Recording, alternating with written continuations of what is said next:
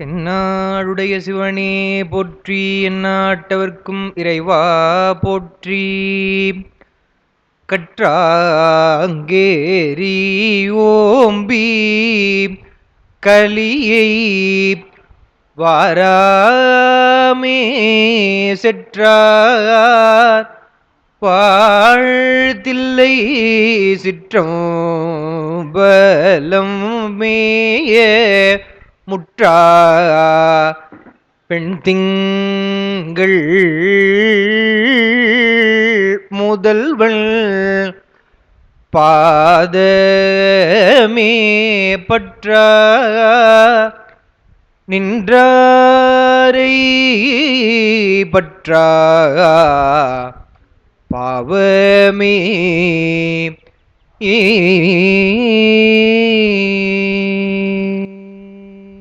திருச்சிற்றம்பலம். தென்தில்லை மன்றினுள் ஆடி போற்றி, இன்றெனக்கு ஆரமுதானாய் போற்றி. பெருமக்களே, தடுத்தாட்கொண்ட புராணத்திலே சுந்தரமூர்த்தி சுவாமிகள் திருத்திணைநகரினை வழிபட்டு ஒரு அரிய பதிகப் பயனை அதில் குறிப்பிட்டிருப்பதை நாம் சிந்தித்தோம். அடுத்து தில்லை தரிசனம் செய்ய எண்ணி அவர் செல்கிறார். தில்லை பெருமானை தரிசனம் செய்வதன் முன் அவர் அந்த ஊர் எல்லையை அடைதல், திருவிதி அடைதல், கோயிலுக்குள்ளே அவர் சில செயல்களை செய்வது என்று சைவ மரபுகள் பலவற்றை சுந்தரமூர்த்தி சுவாமியுடைய வரலாறு வாயிலாக நாம் தெரிந்து கொள்ள முடிகிறது. கோயிலுக்கு போனா கூட நாம் பெருமானை மட்டும் தரிசனம் செய்யணும் என்று அவசர அவசரமாக சென்று வந்து விடுவது கூடாது. ஒரு ஊர் என்று சொன்னால், இதை நம்ம சென்ற வகுப்புல முதல் அந்த குறிப்பில தான் இருக்குன்னு நினைக்கிறேன். ஊர் என்றால் ஒரு தரிசனம் என்றால் அப்படின்னா அந்த ஊரும் முக்கியம், ஊரினுடைய அந்த கோயில் இருக்கக்கூடிய பெருமானும் முக்கியம், அந்த கோயிலுடைய தீர்த்தமும் முக்கியம். மூர்த்தி தலம் தீர்த்தம் என்பது முக்கியம்னு சொன்னோம். அவருடைய அந்த தரிசனத்தை பாருங்க. தில்லையை நோக்கி தில்லை மருங்கு அணைந்தார் என்று சொல்லிட்டாங்க. தில்லையை சொல்லும் பொழுது தேமலங்கள் அணி மாமணி மார்பில் பக்கம் 49 இருக்கும். செம்மல்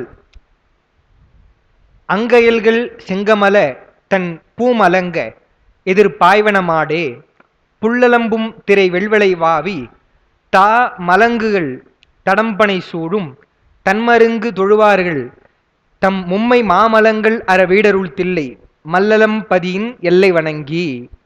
முதல்ல சொல்லும் பொழுதே தில்லையினுடைய எல்லையை வணங்குகிறார் என்று சொல்கிறார்.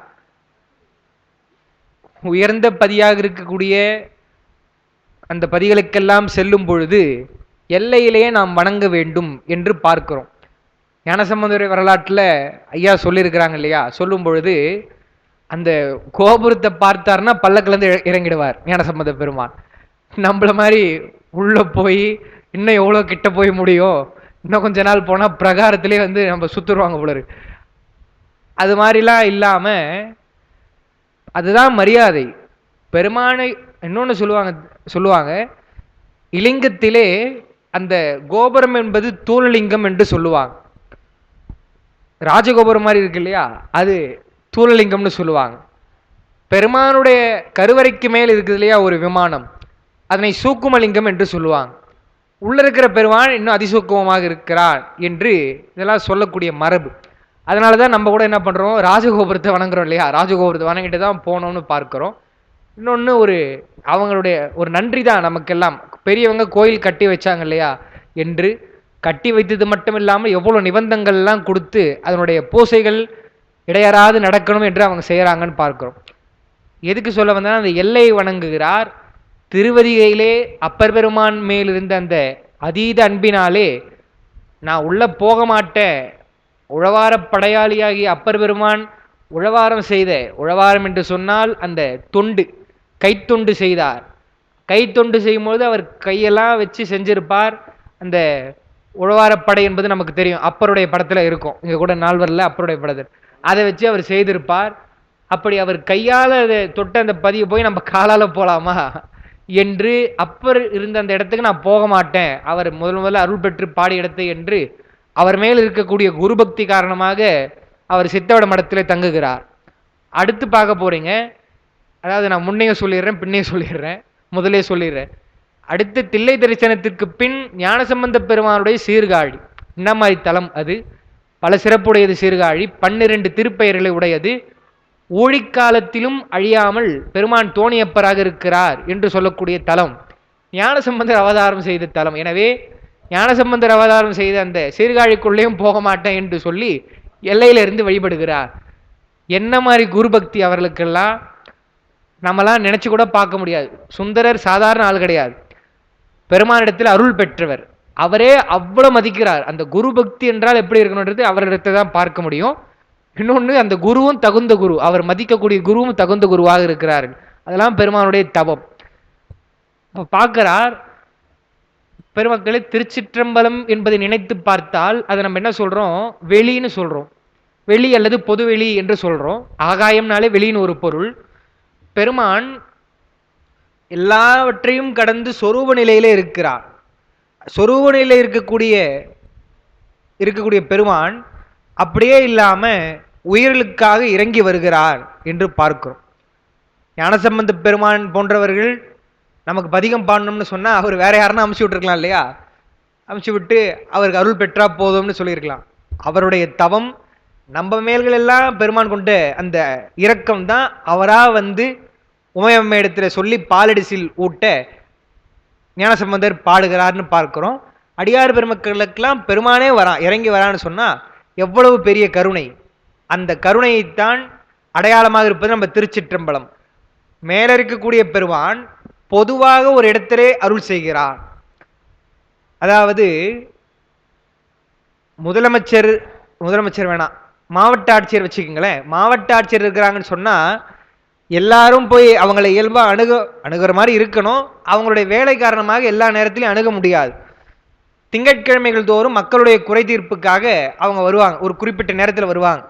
பொதுவான ஒரு இடத்துல அவங்க வரும்பொழுது மக்கள் எல்லாம் அணுகி, அம்மா இது மாதிரி குறைகள்லாம் இருக்குது, இதெல்லாம் எப்படி இருக்குதுன்னு சொல்லுவாங்க. அதுபோல் உயிர்களுக்கு அருள் பாரிப்பதற்காக பெருமான் பொது வெளியிலே நின்று நடனம் ஆடுகிறான். அந்த நடனத்தினுடைய சிறப்பெல்லாம் உண்மை விளக்கத்தை சொல்றாங்க. எப்படி பெருமான் ஆடுகிறான், ஊன நடனம் ஞான நடனமாக ஆடுகிறான் என்றெல்லாம் சொல்றாங்க.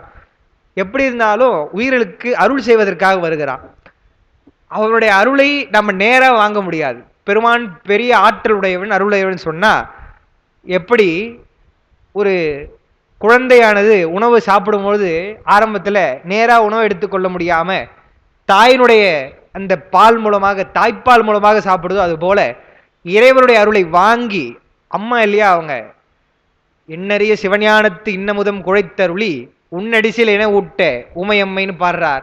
அந்த அம்மா தான் என்ன பண்ற, குழைச்சி கொடுக்குறாங்களா, ஊட்டுறாங்க அப்படின்னு சொல்லி. அது மாதிரி அம்மா சிவகாமி அம்மா என்ன பண்றாங்க, அதை பார்த்து அதை வாங்கி நமக்கு கொடுக்குறாங்க. கொஞ்சம் டைல்யூட் பண்ணி கொடுக்குறாங்க, பெருமானுடைய அருளை கொடுக்குறாங்கன்னு பார்க்கிறோம். அதற்காக அவர்கள் காணுகிறார்கள் என்று நம்ம பார்க்கிறோம். அதெல்லாம் இவர் சொல்லுவார். அவ்வளவு சிறப்புடைய ஊர் தில்லை என்று சொன்னால் அதை லேசில் நம்ம நினைக்கக்கூடாது என்றுதான் அந்த எல்லையை வணங்குகிறார். ஊருடைய இயற்கை சிறப்பு எப்படி இருக்குது என்று பார்க்கும் பொழுது அது தேமலங்கனி அப்படின்னு வரும், பூமலங்க, தாமலங்கு, மாமலங்குன்னு வரும். பாட்டு பிரித்து படிக்கணும். தேம் அலங்கல் அணி மாமணி மார்பில். தேம் என்று சொன்னால் தேன், தேன் பொருந்திய அலங்கலணி மாமணி மார்பில் என்றால் மலர் மாலை அணிந்த மணிகளை எல்லாம் அணிந்த மார்பில் செம்மல், செம்மலங்கன்னு இருக்கும். அது செம்மல். செம்மல் என்றால் நம்ம நம்பியாரூரராகிய சுந்தரர். செம்மல் அங்கயல்கள், அங்கயல்கள் என்று சொன்னால் அழகான கயல் மீன்கள். செங்கமல தன் பூ மலங்க, செங்கமலம் என்று சொன்னால் செந்தாமரை. அந்த செந்தாமரை மலரில் இருக்கக்கூடிய தன் பூன்னு சொல்றார். ஏன்னா அது நீரில் தான் இருக்கும், குளிர்ச்சியாக இருக்கும். பூ மலங்க எதிர் பாய்வன மாடு. கயல் மீன்கள்லாம் என்ன பண்ணுதான், அப்படி துள்ளி தாவுது இல்லையா? தாவும் பொழுது அந்த தாமரையெல்லாம் அசைதா. மலங்கள்னு சொன்னா அசைதல்னு பொருள். மலங்க எதிர் பாய்வன மாடே புல்லலம்பும் திரை வெள்விளை வாவி. புல் என்று சொன்னால் பறவைகள், பறவைகள் எல்லாம் ஒலிக்கின்றன. அலம்புதல் என்றால் ஒலித்தல். அந்த வெள்வளை என்று சொன்னால் சங்கம், சங்கத்தை சொல்றாங்க, சங்கு. அதனாலதான் வளையல்னு சொல்றாங்க இல்லையா? வளையல் என்றாலே இந்த வளைனா சங்கு, சங்கு வளையல் தான் அந்த காலத்தில் அணிவாங்க. வளையல்னு வந்தது. வெள்வளை என்றால் சங்கம். வாவி என்றால் அந்த நீர்நிலை வாவி. தா மலங்குகள் தடம்பனை சூழும். இப்படி இந்த அசைற சத்தம், இந்த பறவைங்க கத்துறதெல்லாம் பார்த்த உடனே மலங்கு என்று சொல்லி ஒரு வகையான மீன்கள் இருக்குது. அந்த மீன்கள் என்ன பண்ணுமா, தடம்பனை சூடும்.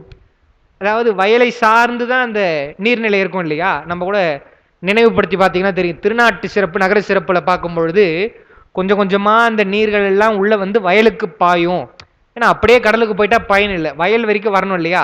இது என்ன பண்ணுதான், இந்த மலங்கு என்று சொல்லக்கூடிய மீன்கள் இங்கே ஒரே சத்தமாக இருக்குதுப்பா என்று வயலில் போய் தாவுதான். ஏன்னா வயல்லையும் எப்பயும் நீர் இருக்கும், வறண்ட பூமி கிடையாது, வயலில் தாவ. தன் மருங்கு, அப்படிப்பட்ட மருங்கே, அதெல்லாம் அவ்வளோ சிறப்புடைய இயற்கைகள் இருக்கக்கூடிய இடத்துல இருக்கக்கூடிய தில்லை. அந்த தில்லை எப்படி இருக்குதுன்னு சொன்னா, தொழுவார்கள் தம் மும்மை மாமலங்கள் அற பீடருள் தில்லை மல்லலம் பதியின் எல்லை வணங்கி. மல்லல் என்று சொன்னால் வளமான பதி, மல்லல் முதூர் என்று கூட சங்க இலக்கியத்தில் கூட வரும். அந்த பதி என்றால் ஊர், ஊருடைய எல்லை வணங்குகிறார். நம்ம சித்தாந்தத்தில் சொல்லும் பொழுது அந்த வீட்டு நெறியை சொல்லும்போது இரண்டாவது சொல்லுவோம். என்ன இரண்டாவது சொல்லுவோம் சொன்னா, பாச நீக்கம் சிவப்பேறு என்று சொல்லுவோம். சாதாரண தீட்சையில இருந்து நம்ம அப்படிதான் சொல்லுவோம். தீட்சையே சொல்லும் பொழுது என்ன சொல்றோம், அஞ்ஞானத்தை கெடுத்து மெய்ஞானத்தை கொடுக்கணும் என்று சொல்றோம் இல்லையா. அது மாதிரி கடைசியா பெருமான் வந்து பாசத்தை நீக்குகிறான். நீக்குகிறான்னு சொன்னா கண்மம் மாயை நீக்குகிறான், ஆணவத்தை முற்றுமாக வலுவிழக்க செய்கிறான்னு பார்க்கிறோம். அடுத்து வந்து பெருமான் சிவப்பேறு தரணும். மலம் போயிட்டா, மலங்கள் எல்லாம் போயிட்டா மட்டும் போதாது, பெருமானுடைய நிலை அடைஞ்சிடலாம் இன்பம் வந்துடும் கிடையாது. எப்படி குற்றம் போகுதோ அது மாதிரி அந்த குணத்தை பெருமான் தரணும். அதுதான் நம்ம முக்கியமாக சொல்லக்கூடியது. சிவப்பேர் என்பதை நம்ம முக்கியமாக சொல்றோம். அந்த பாச நீக்கம் சிவப்பேர் என்பதை சொல்றார். அதை தரக்கூடியது தில்லைன்னு சொல்றார். வீடு என்பதற்கு சேக்கிழார் தரக்கூடிய அந்த விளக்கம் என்னன்னா, தொழுவார்கள் தம் மும்மை மலங்கள் அற, அந்த மும்மை மலங்கள் அற என்பது பாச நீக்கம். வீடு அருள் தில்லை, அந்த வீடு என்பதுதான் சிவப்பேறு. அதை தரக்கூடிய தில்லையை, வளமுடைய அந்த பதியை எல்லை வணங்குகிறார் நம்முடைய சுந்தரர் என்று சொல்றார். மும்மைமா மலங்கள் என்பது ஆணவம் கண்மம் மாய நமக்கு தெரியும். எல்லை வணங்குதல் மரபாதல் அறிக என்று நம்ம அந்த குறிப்பு கொடுத்துருக்கிறோம். அடுத்து 93வது பாட்டு. இந்த பாட்டு படிக்கும் பொழுதுதான் இத்தனை வகையான மரங்கள் இருக்கிறது என்றே எனக்கு வந்து தெரியும். பொதுவாக எனக்கு இந்த கீரை பூவே அவ்வளோ சீக்கிரம் வந்து இந்த பூ இந்த கீரைன்னு எனக்கு தெரியாது. இயற்கை சார்ந்து இப்போ அது ரொம்ப வெக்கமாக தான் இருக்கு சொல்றதுக்கு. நம்ம என்னமோ எங்கிறது வந்து நகரத்தில் இருக்கிறோம், இல்லை சென்னையில் இருக்கோம், இருந்தாலும் வந்து வள்ளுவர் சொல்றாரு இல்லையா, என்ன நீ என்ன சொன்னாலும் சுழன்றும் ஏற்பின்னது உலகம், அதனால் உழந்தும் உழவே தலைன்னு சொல்றார். தெரிஞ்சுக்கணும் தான், இளைஞர்கள் கண்டிப்பாக தெரிஞ்சுக்கணும். இயற்கை சார்ந்த ஒரு அறிவு இருக்கணும். அதுக்கு என்னன்னா, இவர் சொல்ற மாதிரி இவ்வளோ வந்து கண்டிப்பாக ரொம்ப ரேரா இருப்பாங்க. எவ்வளோ வகையான மரங்களை சொல்றார் பாருங்க. நாக, சூத, பகுளம், சரளம், சூழ் நாளிகேரம், லவங்கம், நரந்தம், பூகஞாழல், குளிர் வாழை, மதுகம், பொதுலும் வஞ்சி, பலவெங்கும் நெருங்கி மேக சாலமலி சோலைகளாகி, அது சோலையினுடைய இயல்பு சொல்றார். மீது கோகிலம் இடைந்து மிழற்ற போகபூமியினும் மிக்க விளங்கும் பூம்புறம்பனை கடந்து புகுந்தார். என்ன சொல்றார், மரங்களுடைய வகை சொல்லும் பொழுது, நாகம் என்று சொன்னால் புன்னை மரம், சூதம் என்று சொன்னால் மா, பகுளம் என்று சொன்னால் மகிழ மரம், நாளிகேரம் என்று சொன்னால் நமக்கு தெரியும் தென்னை, நரந்தம் என்று சொன்னால் நாரத்தை, பூகம் என்றால் கமுகு பாக்கு மரம், ஞாழல் என்று சொன்னால் குங்கும மரம். குங்கும மரம்னா அந்த ஒரு பிசின் மாதிரி அதுல இருந்து குங்குமத்தை தயாரிப்பாங்க அந்த மரம். மதுகம் என்று சொன்னால் இலுப்பை மரம். பொதுரும் வஞ்சி என்று சொன்னால் நெருங்கி தழைக்குகின்ற அந்த வஞ்சி. அதான் நான் சொன்னேன் இல்லையா, அடர்த்தியா எப்போ இருக்கும்னு சொன்னா வளமா இருக்கும் போது தான் ரொம்ப அடர்த்தியா அந்த செடிகள்லாம் இருக்கும்.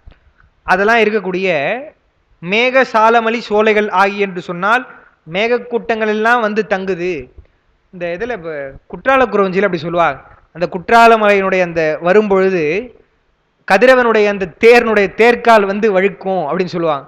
தேர்காலும் வழுகும் என்று சொல்லி கூணல் இளம்பெறை முடித்த வேணி அலங்காரர் அப்படின்னு அவங்க பாடுவாங்க சிற்றிலக்கியத்தில். அது மாதிரி என்ன சொல்றாங்கன்னு சொன்னா, இதுல சோலையினுடைய அந்த வளர்ச்சியின் காரணமாக மேகங்கள்லாம் வந்து தங்குதுன்னு சொல்றார். அடுத்து தில்லையை சொல்லும்போது, இவ்வளவு இயற்கை வளங்களுடைய தில்லை போகபூமியினும் மிக்கு விளங்கும்னு சொல்லிட்டா. இப்ப என்ன சொல்லுவோம், நம்ம ஒரு நம்மளே கேட்கறான்னு வச்சுக்கோங்களேன், எப்படிப்பா இருக்கிற, இல்ல இந்த இடம் எப்படி இருந்தது, நீ போயிட்டு வந்தியே, புதுசா ஒரு ரெஸ்டாரண்ட் போனியே எப்படி இருந்ததுன்னு கேட்டா என்ன சொல்லுவாங்க, ஐயோ அது சொர்க்கம்பா, அது அவ்வளோ ரொம்ப நல்லா இருந்தது, உணவு வகைகள் ரொம்ப நல்லா இருந்தது, இயற்கை சூழ்ந்து இருந்ததுன்னு சொல்லுவோம். ரொம்ப உயர்ந்து இருக்கிறதுக்கு நம்ம சொர்க்கம்னு சொல்லுவோம். ஆனா அடியார் பெருமக்களுக்கெல்லாம் எப்படின்னு சொன்னா, அடியார் பெருமக்கள்லாம் ஞானசம்பந்தர் என்ன மாதிரி அவங்க அவங்க நிலையில இருந்து பாடி இருக்கிறாங்க. கொன்றை தொங்கலான் அடியாருக்கு சொர்க்கங்கள் பொருள் அளவே அப்படின்னு பாடிட்டார். இங்க இருக்கும் போது அவங்க பெருசா இன்ப துன்பம்லாம் அவங்களுக்கு கிடையாது. ஓடும் செம்பனும் ஒக்கவே நோக்குவார். சரி புண்ணியம் செய்யலாம். சில பேர் என்ன செய்யறாங்க, நம்மளே நிலை இல்லாததுன்னு சொன்னா நாம செய்யற புண்ணியம் இன்னும் நம்ம குழந்தைங்களுக்கு வரணும், அவங்க நல்லா இருக்கணும், நல்லதுதான். அறம் அது இல்லறத்துல இருக்கக்கூடியது. ரொம்ப ஒரு படி மேல போய் புண்ணியம் வரும் புண்ணியம் வரும்னா சொல்லிட்டு இருந்தா நம்ம இப்ப செய்வதே அதுக்காக தான் செய்யற மாதிரி ஆயிடுது இல்லையா. அதுதான் ஆய் என்ற அந்த ஒரு வள்ளலை சொன்னாங்க. ரொம்ப சிறப்பான எனக்கு ரொம்ப பிடிச்ச வரி. அது என்னன்னா, இம்மை செய்தது மறுமைக்கு ஆம் எனும் அறவிலை வணிகன் ஆயலன் அப்படின்னு சொல்லிட்டாங்க. அருமையான வரி அது. அப்படியே கன்னத்துல அடிச்ச மாதிரி இருக்கும் கேட்டா. என்னன்னா, எதுக்குப்பா இப்ப செய்யற அறம் செய்யறேன்னு சொன்னா என்ன சொல்லணும், ஏதோ பெருமான் எனக்கு கொடுத்துருக்கிறாருங்க, ரொம்ப கொடுத்தது இல்லை. இப்போ உங்களுக்கு ஒரு 1000 ரூபாய் வருதுன்னு சொன்னா 10 ரூபாய்க்கு கஷ்டப்படுறவங்க இருக்கிறாங்க, அதனால நான் ஒரு 5 ரூபாய் கொடுக்குறேன்னு சொல்லலாம் இல்லையா. அது மாதிரி அவங்களுடைய நிலைக்கு ஏற்ற மாதிரி சொல்லலாம். அப்படி சொல்ல மாட்டான் வந்து, ஏன்பா அறம் செய்யறேன்னு சொன்னா, அறம் செஞ்சா நல்லா இருக்கலாங்க, நல்ல வாழ்க்கை வாழலாம், அடுத்த பிறவி நல்லா அமையும்னு சொன்னா நீ என்ன பிசினஸா பண்றேன்னு கேட்கிறாரு அந்த காலத்துல. அப்படி இல்லை, தான் செய்வதற்கு எந்த ஒரு எதிர்பார்ப்பும் இல்லாமல் செய்கிறவன் ஆயாந்திரன் என்ற அந்த வள்ளல்னு சொல்லி, இம்மை செய்தது மறுமைக்கு ஆம் அடுத்த பிறவிக்கு எனக்கு உதவும் என்று சொல்லக்கூடிய அறத்தை வைத்து வணிகம் செய்யக்கூடியவன் ஆயலன் என்று சொல்லி பாடுறாங்க. அருமையான வரி அது. அது எதுக்கு சொல்ல வந்தேன் மறந்து போச்சு எனக்கு. அந்த போக பூமின்னு சொல்லலையா, போக பூமியிலும் மிக்கதுன்னு சொன்னா கொன்றை தொங்கலான் அடியாருக்கு சொர்க்கங்கள் பொருள் அளவேன்னு சொல்றார் ஞானசம்பந்த பெருமான். ஏன் சொர்க்கங்கள் பொருளலை என்று சொன்னால், அவங்கெல்லாம் வீடும் வேண்டா விரலில் விளங்கினார். அதுவும் நம்ம சொன்னோம், வீடு பேர் கூட வேணாம் அப்படின்னு சொல்ல மாட்டாங்களா, வீடு பேர் வேணும்னு அவங்க கேட்க மாட்டாங்க, அப்படிதான் சொல்லணும். வீடு பேர் கூட வேணான்னு சொல்லிட்டாங்கன்னா அப்ப அவங்க எங்க போறது, அவங்க பெருமாள் இடத்துல இது வேணும் அது வேணும்னு கேட்க மாட்டாங்க என்று சொல்லிதான் கொன்றை தொங்கலான் அடியாருக்கு சொர்க்கங்கள் பொருள்வேன்னு சொன்னார். அப்படி இருக்கக்கூடியவங்க தான் தில்லையில் இருக்கக்கூடிய அடியார்கள் இல்லையா. அதனால சொன்னார், சொர்க்கத்துல எல்லாம் உண்டு, இது அமுதம் உண்டு, அரம்பையலுடைய ஆடல் உண்டு, எல்லாம் ரம்பா ஊர்வசிலாம் வருவாங்க, எல்லாம் நல்லா ஜம்முன்னு உட்காந்து பார்க்கலாம். இந்திரன் பதவியா போனா இன்னும் வசதி, எல்லாரும் வேலை செய்ய சொல்லலாம், பணி ஆட்கள்லாம் உண்டு, எல்லாம் உண்டுப்பா. அடியார்கள் என்ன கேட்பாங்க, எங்க திருச்சிற்றம்பலம் நாங்க இருப்பானா, நடராஜ பெருமானுடைய கூத்து பார்க்க முடியுமா என்று சொன்னால் முடியாதல்லவா. எனவே எங்களுக்கு தில்லைதான் உயர்ந்தது என்று எண்ணக்கூடியவர்கள் தான் போக பூமியினும் மிக்கு விளங்கும் பூம்புறம்பனை கடந்து புகுந்தார். அந்த அழகிய புறநகரனுடைய அமைப்புகள், ஒரு புறநகர்னு சொன்னா அப்படி இருக்கணும், அந்த நகரத்தினுடைய புறம் நகர்ப்புறம்லாம் அப்படி இருக்கணும்னு சொல்லுவாங்க. அதை கடந்து போறார். எவ்வளவு ஒரு இயற்கையான சூழல்ல அவர் போறார். போகும்பொழுதே அந்த எண்ணத்தோட போறார், சொர்க்கத்தை காட்டிலும் தில்லை உயர்ந்ததல்லவா என்ற அந்த எண்ணத்தினோட போறார். அந்த எண்ணமுடைய அடியாரோட போறார் அப்படின்னு நம்ம வச்சுக்கணும். 94வது பாடல்.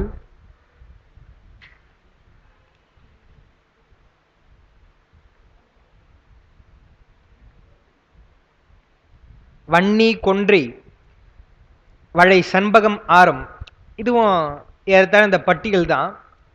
மலர் பலாசொடு செருந்தி மந்தாரம் கன்னிகாரம் குரவம் கமழ் புன்னை கற்பு பாடலம் கூவிளம் ஓங்கி துண்ணு சாதி மறு மாலதி மவ்வல் துதைந்த நந்தி கரவீரம் இடைந்த பன்மலர் புனித நந்தனவனங்கள் பணிந்து சென்றனின் மணங்கமழ் தாரான். அந்த நமக்கு பேச்சு வழக்கில் நந்தவனம்னு சொல்றதுனால நந்தவனம் எழுதிட்டனால அதனால ஒரு ஒரு குறி போட்டு எழுதியிருக்கேன். நந்தனவனங்கள், நந்தனவனம் தான். அந்த பட்டியல் சொல்லும் பொழுது என்ன சொல்றார், ஐயா ஓய்வு கொடுக்குறாங்க எனக்கு.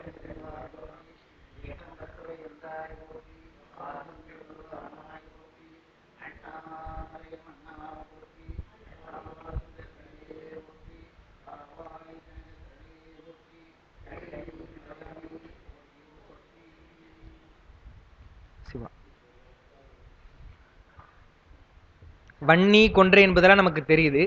வழை என்று சொன்னால் சுரபுன்னை, சுரபுன்னை ஆகிய அந்த ஆரம் என்று சொன்னால் சந்தன மரம், சண்பகம் என்பது நமக்கு தெரியும். மலர் பலாசொடு மலர் பலாசு என்று சொன்னால் முறுக்கு, பலா என்பது வேற, பலாசு என்பது வேற, முறுக்க மரம். அடுத்து கன்னிகாரம் என்று சொன்னால் கோங்க மரம். கற்பு என்று சொன்னால் கற்பக மரம், அது தேவலோகத்தில் இருக்கக்கூடியது, கேட்டதை தருவது, அது தில்லையில் இருக்குதுன்னு சொல்றார், கற்பக மரம். பாடலம் என்று சொன்னால் நமக்கு பாதிரி, பாதிரி அதனாலதான் பாதிரி புலியூர் சொல்றோம் இல்லையா நம்ம, அது பாதிரி. கூவிலம் என்று சொன்னால் வில்வம், அது நமக்கே தெரியும். பெருமாண்டத்துல பல இடத்துல பாடும் பொழுது கூவில மாலை நொச்சி வன்னி மதி கூவிலம் உச்சியே புனைதல் வேடம் விடை ஊர்தியார்னு நீங்க கட்சி ஏகம்பத்தில் கூட பாடுறார். கூவிலம் என்பது வில்வம்னு பார்க்கிறோம். ஓங்கி அவையெல்லாம் ஓங்கி வளர்ந்திருக்கிறது அப்படின்னு சொல்லிட்டு அடுத்து சொல்றார். துண்ணு சாதி, சாதி என்று சொன்னால் சாதிப்பூ. மறு மாலதி, மாலதி என்று சொன்னால் மல்லிகை. மவ்வல் என்று சொன்னால் முல்லை. நந்தி என்று சொன்னால் நந்தியாவட்டம், நந்தியாவட்டப்பூ. இந்த நந்தியாவட்டம் அந்த அலரிலாம் சொல்றோம் இல்லையா, அலரியும் வரும். கரவீரம் என்றால் அலரி. அதெல்லாம் என்ன சொல்லுவாங்கன்னு சொன்னா, ஒரு குறிப்பிட்ட பருவத்திற்குரிய பூவாக இல்லாம எப்பவுமே கிடைக்கக்கூடிய பூவா இருக்குது இல்லையா, அதெல்லாம் பெருமான் ரொம்ப உகந்து ஏத்துக்கிறான்னா என்ன அர்த்தம்னா, எப்பவுமே இடைவிடாது பூஜை செய்யணும். ஒரு வேளை மல்லிப்பூ போட்டு தான் சிவ பூஜை செய்யணும்னு சொல்லிட்டீங்கன்னு வச்சுங்களேன், இப்போ பூஜை பண்ணாமல் என்ன சொல்லுவாங்க, மல்லிப்பூ சீசன் இல்லை சார் அதனால பூஜை பண்ணல அப்படின்னு சொல்லிடுவாங்க. வில்வம்னு சொன்னால் எப்பயும் கிடைக்கும், நந்தியாவட்டம் போன்றது எல்லாம் கிடைக்கும். அதை விட மேலே போய் யாவர்க்கமாம் இறைவிற்கு ஒரு பச்சிலைன்னு சொல்லிட்டார். அப்போ பச்சிலை இல்லாமல் இருக்க போகிறது எப்படியும் கிடையாது இல்லையா. அதனால பூசை என்றால் விடாமல் செய்யணும் என்பதற்காக ஒரு பொருள். எதுவுமே முடியல உங்களுக்கு முடியலனா கூட அகப்பூசை செய்யணும்னு சொல்லிட்டாங்க, நெஞ்சத்தில் பூசை செய்யணும், பெருமானை இடைவிடாது நினைக்கணும்னு சொல்றாங்க. அந்த புரிதல் என்பதற்கே நம்ம தான் சொல்றோம் அப்படின்னு பார்க்கிறோம். அதுக்காக இந்த நந்தவனங்கள். அடுத்த செய்தி பாருங்க, ஒரு மரபு சொன்னோம் இல்லையா, என்ன சொன்னோம், எல்லையை வணங்கணும். உயர்ந்த ஸ்தலங்களுக்கெல்லாம் போகும்பொழுது எல்லையை வணங்குதல். அடுத்து பாருங்க, இப்போ ஏகம்பமே போனா கூட உள்ள நுழையும் பொழுது இடதுபுறத்துல நந்தனவனங்கள்லாம் இருக்கும். அதை பார்க்கும் பொழுது ஒரு வணக்கம் செய்யணும். நந்தனவனத்தை என்ன பண்றார், பணிந்து சென்றனன் மணங்கமழ் தாரான். வாசனையுடைய மலர்களை அணிந்த மாலை அணிந்த சுந்தரர் நந்தனவனத்தை பணிந்து போகிறார். ஏன் என்று சொன்னால், பூசைக்கு வாசனை பொருள்கள், பால் இவையெல்லாம் போடலாம், பன்னீர் எல்லாம் போடலாம், எல்லாம் செய்யலாம். ஆனால் இன்றியமையாதது இரண்டு தான். புண்ணியம் செய்வார்க்கு பூ உண்டு நீர் உண்டு. பூவும் நீரும் தான் பூசைக்கு இன்றியமையாதது. அப்போ பூ எவ்வளோ பூ பூத்து இருக்குதுன்னு சொன்னா, நந்தனவனத்தினுடைய பூக்கள் எல்லாம் பெருமானிடத்தில் அல்லவா போகுது, அது எவ்வளவு தவமுடையது, தில்லையில் இருக்குதே என்று சொல்லி அதனை பணிந்து போகிறார் என்று சொன்னால் எவ்வளவு அவர்கள்லாம் மரபோடு இருந்திருக்கிறார்கள்னு பார்க்கலாம். நான் தான் தம்பிரான் தோழனாச்சே, இந்த தம்பிரான் தோழன் வரல, இதில் சொல்லிட்டேன் நான். நம்ம தான் பெருமானிடத்தில் அருள் பெற்றவர் ஆயிடுத்தே என்று சொல்லி அவருடைய போலாம் இல்லையா. அந்த எண்ணமே இல்லாமல் பணிவுதான், அதுதான் அவர்கள்லாம் சொல்றாங்க. 95வது பாட்டு இன்றைய தேதி போட்டு கொடுத்த குறிப்பில் இருக்கும், பக்கம் 51. அப்படி நந்தனவனத்தை பணிகிறார் அல்லவா. அடுத்து இடமருங்கு தனி நாயகி காண, இதுதான் நம்ம சொன்னோம். உமையம்மை காணுகிறார் என்று சொன்னால் அதனுடைய பயன் என்ன என்பது சொல்றாரு பாருங்க. ஏழு பெரும் புவனம் உய்ய எடுத்து நடனவின்றருள் சிலம்பொலி போற்றும் நான்மறைப்பதியை நாளும் வணங்க கடல் வளங்கொள்வது போர் புடைசூடும் காட்சி மேவி மிகு சேட்செல ஓங்கும் தடமருங்கு வளர் மஞ்சிவர் இஞ்சி. அது மஞ்சிவர் இஞ்சின்னு இருக்குது, மஞ்சு இவர் இஞ்சி அப்படின்னு படிக்கணும். தன் கிடங்கை எதிர்கண்டு மகிழ்ந்தார். என்ன சொல்றாருன்னு சொன்னா, முதல்ல உமையம்மை சொல்லும் பொழுது இடமருங்கு தனி நாயகி காணன்னு சொல்றார். உமையம்மை இடப்பக்கத்தில் இருந்து அந்த தரிசனத்தை காணுகிறார்கள்.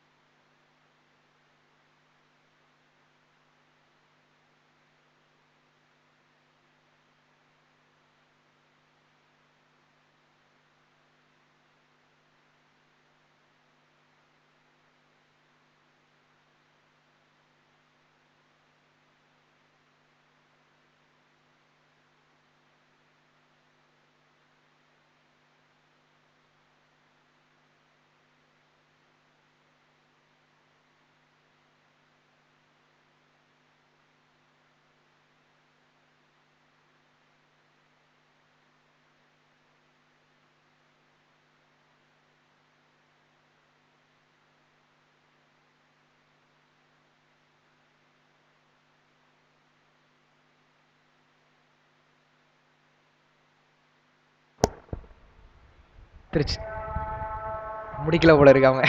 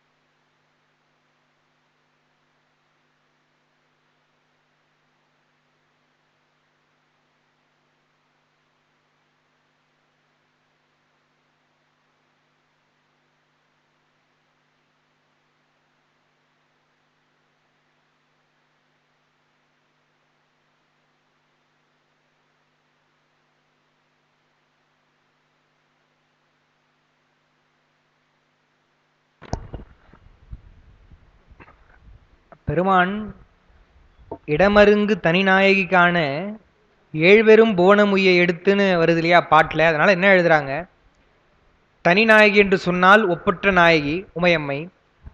அவர்கள் நடனத்தை காண்பதனுடைய பயன் என்ன என்று சொன்னால் உலகம் உய்வது நாயகி காண்பதன் பயனாம்னு எழுதுறார், சீக்கிரம் எழுதுறார். அது அப்படிதான் பாடுறார் சேக்கிழாரும். புவனம் உய்வதற்காக உமையம்மை காணுகிறாள், அந்த நடனத்தை காணுகிறார். ஏழ்பெரும் புவனம்னு சொல்றார், 7 வகையான புவனங்கள் சொல்லுவாங்க. புவனம் என்று சொன்னால் புவனம் உய்வதற்காக இல்லை, நம்ம ஆகு பெயரா சொல்லுவோம் இல்லையா, உலகு என்று சொன்னால் உயிர்களை குறித்தது, அங்க வாழக்கூடிய உயிர்களை குறித்ததுன்னு சொல்லுவோம். அது மாதிரி 7 பெரும் புவனக்கிளையில் இருக்கக்கூடிய உயிர்கள் எல்லாம் உய்தி பெற வேண்டும் என்ற அந்த எண்ணத்தினாலே பெருமானுடைய அந்த திருக்கூத்தினை உமையம்மை காணுகிறார் என்று சொல்லி அந்த நடனத்தை சொல்லும் பொழுது எடுத்து நடனவென்றருள் சிலம்பொலி என்று சொல்லி சொல்றார். அதுதான் நம்ம அருளாளர்கள் பாடும் பொழுது எடுத்த பொற்பாதம் என்று சொல்லி சொன்னாங்க. எடுத்த பொற்பாதம்னு சொல்லிட்டு ஆடை எடுத்திட்ட பாதமன்றோ நம்மை ஆட்கொண்டதேன்னு அப்பர் பாடினார். எடுத்த பொற்பாதம் நமக்கு தெரியும், குனித்த புருவும் கோவை செவ்வாயில சொல்றார். மனித்த பிறவி கூட வேண்டுவதுதான், ஏன் என்று சொன்னால் அந்த எடுத்த பொற்பாதத்தை கண்டால் என்று பாடுகிறார். ஏன்னா நம்முடைய மனித பிறவியிலும் எவ்வளவோ போகாம பெருமானை தரிசனம் செய்யற மாதிரி இருந்தா பெருமானே நான் மனித பிறவி வேண்டுகிறேன்னு பாடுறா. வெறுமே அப்படிதான் பாட போறார் பெருமானத்துல போகும்பொழுது.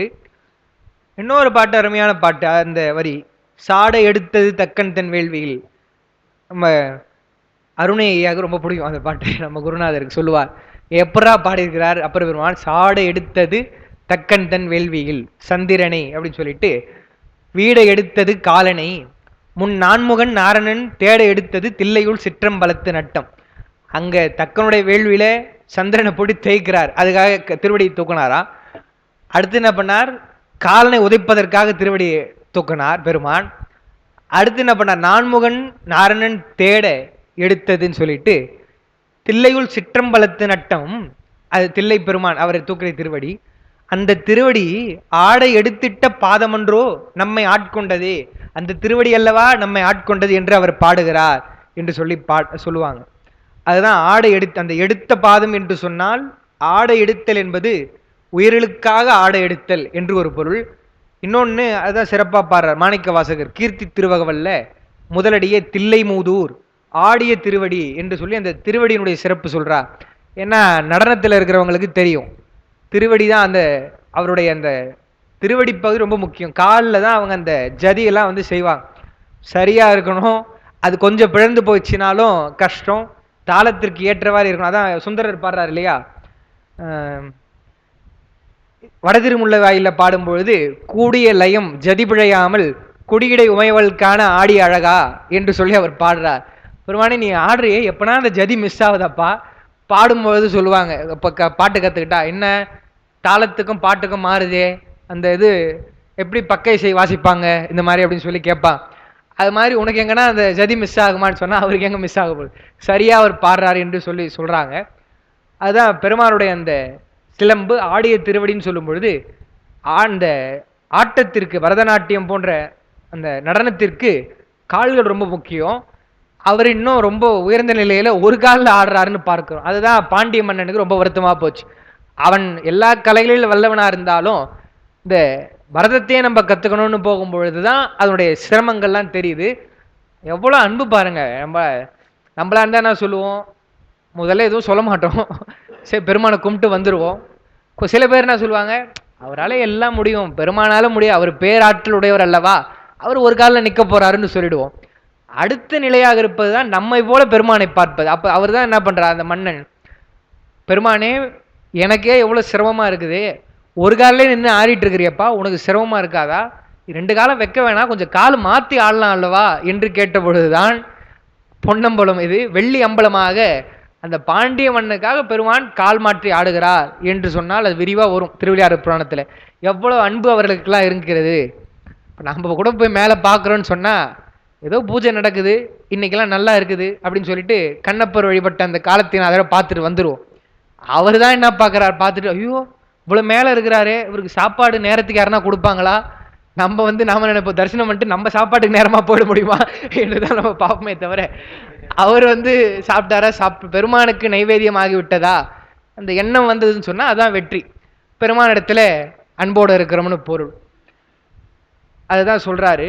அந்த இன்னொன்று எடுத்திட்ட பாதம் என்பதற்கு எடுத்து என்று சொன்னால் உயிர்களை பவத்தில் சேராவகை எடுத்து என்றலுமாம். அந்த திருவடிதான் அருள். அந்த அருள் தான் என்ன செய்கிறது, நம்மை பிறவிலிருந்து நீக்கி அதை ஆட்கொண்டு வீடருள்கிறது என்று பார்க்கிறோம். அடுத்து சிலம்பொலி என்று சொல்றாருலே, அந்த சிலம்பொலியை போற்றும் நான்மறையை, பெருமானுடைய சிலம்பு எங்க இருக்கும், திருவடியில் இருக்கும். அந்த சிலம்பினுடைய ஒளியை திருவடியை நான்மறைகள் போற்றுகின்றது. சிலம்பொலின்னு இருக்குது பாட்டு, சிலம்பொலியை போற்றும் நான்மறைன்னு நம்ம வரணும். அந்த 2ஆம் வேற்றுமை உருவுன்னு சொல்லுவாங்க, அது மறைந்து வரும் வேற்றுமை தொகை. சிலம்பொலியை போற்றுதான் நான்மறைகள். நான்மறைகள் பெருமானை வணங்கும் இல்லையா, சிவபுராணத்தில் கூட வேதங்கள் ஐயா என ஓங்கி ஆழ்ந்த அகன்ற நுண்ணியன்னு பாடுறாங்க. அடைய முடியலை தவிர கடைசி வரைக்கும் போற்றி கொண்டே தான் இருக்குதுன்னு பார்க்கிறோம். அந்த நான்மறை பதின்னு சொல்றாரு பாருங்க. ஏன்னா அங்க இருக்கக்கூடியவர்கள் எல்லாம் தில்லைவாழ் அந்தணர்கள், அவங்களை எவ்வளோ சிறப்பு அவங்களுக்கு சொல்லுவாங்கன்னா, அங்க இருக்கிறவங்களுக்கு தனி சிறப்பு, நடராஜ பெருமானை தவிர வேற யாரும் அவங்க வழிபட மாட்டாங்க. வேற யாருன்னு சொன்னா நம்ம பெருமானுடைய மகேஸ்வர மூர்த்தங்கள் கூட எவ்வளோ இருக்குது இல்லையா, 25 மகேஸ்வர மூர்த்தம் சொல்றோம். அவருடைய வடிவங்கள் பல வடிவங்கள். ஆரொருவர் உள்குவார் உள்ளத்து உள்ளே அவ்வுருவாய் நிற்கின்ற அருளும் தோன்றும் நம்ம சொல்றோம். எப்படி நினைச்சு வணங்களாலும் பெருமான் தான். அவங்களுக்கு அப்படிலாம் கிடையாது. மூர்த்தி என்றால் பெருமானுடைய நடராஜ உருவம் தான் அவர்களுக்கு என்று அப்படி இருந்தாங்க. இரவு கூட வேற எங்கேயும் போய் தங்க மாட்டாங்கன்னு 3000 பேர் அப்படி இருந்தாங்க. தில்லை 3000 பேர் இருந்தார்கள் என்று அந்த காலத்தில் அப்படி இருந்தாங்க. அவ்வளோ பெருந்தொகையா இப்போ இல்லை, அவரெல்லாம் இல்லைன்னு பார்க்கிறோம். இருப்பவர்களையும் சில பேர் அந்த மாதிரி ரொம்ப அன்புடையவர்களாக இருக்கிறாங்க. நாம் சில பேர் பார்த்துருக்குறோம் அந்த மாதிரி நல்ல அன்பு. அவர்களுக்கெல்லாம் எந்த வேற்றுமை கிடையாது. திருமுறைகள்லாம் சொல்லி நான் ஒரு முறை தான் மேலே ஏறி பார்த்துருக்குறோம், நான் ஐயாவோட போகும்பொழுது. அப்போ